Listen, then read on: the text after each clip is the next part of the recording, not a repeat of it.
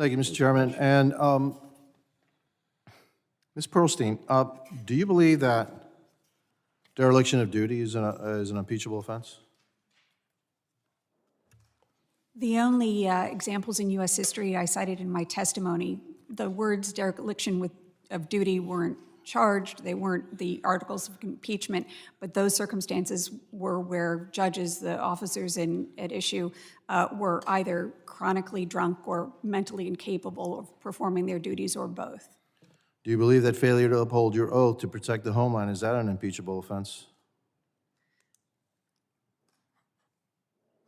I don't believe that anybody has ever been impeached for a failure to I didn't uphold ask the the oath. question. I said, do you believe that somebody who fails to uphold their oath to protect the homeland, is that an impeachable offense? I believe that somebody who acts in his own interests or the interests of gaining his own power or in the interests of a foreign power is impeachable. So you don't think that somebody who fails to uphold the oath to protect the homeland and does it in a way that's a dereliction of duty, you don't believe that that's impeachable?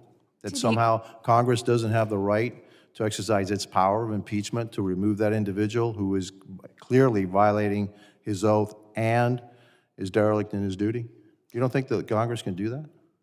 I don't know that there's evidence here of dereliction of I duty. didn't say with there's respect to the evidence. I'm not violation of asking the oath. evidence. Ma'am, If it's a violation of the oath to the ma'am, I reclaim my Constitution- time. I reclaim my time.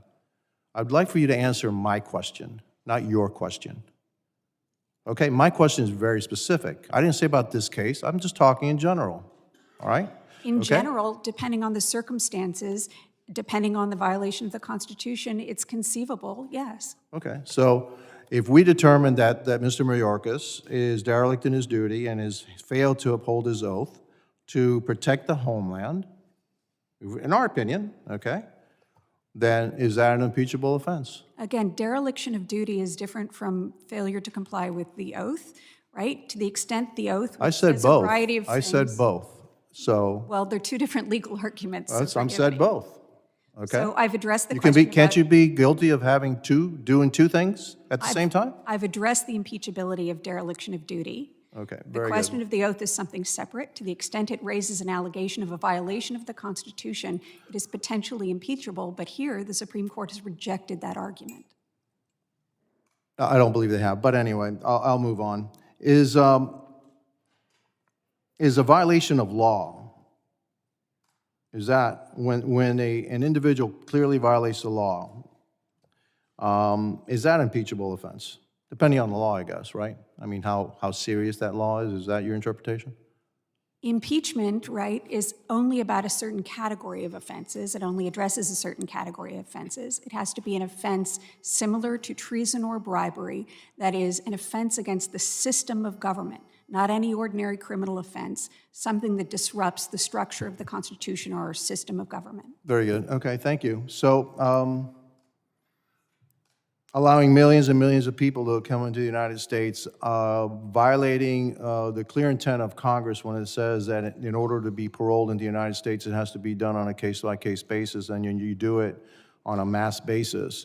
That actually may have something, may affect the land. It may affect the structure of government.